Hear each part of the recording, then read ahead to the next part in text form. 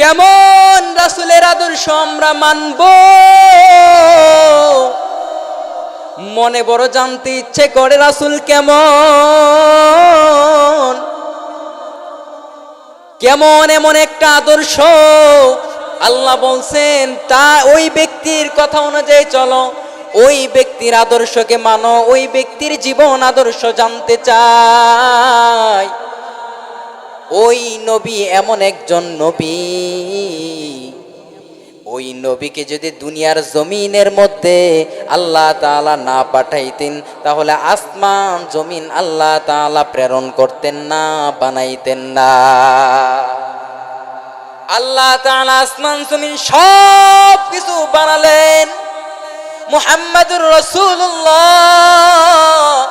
সাল্লাল্লাহু আলাইহি ওয়াসাল্লামকে দুনিয়ার জমিনের মধ্যে প্রেরণ করবেন। এজন্য আল্লাহ তাআলা পৃথিবীর সব কিছু বানাইলেন। আর ওই নবীকে মনোযোগ দিয়ে বুঝেন, ওই নবীকে আল্লাহ তাআলা দুনিয়ার জমিনের মধ্যে যখন প্রেরণ করলেন, নবীকে এমন অবস্থায় প্রেরণ করলেন, বড় এক আবেগময় ঘটনা।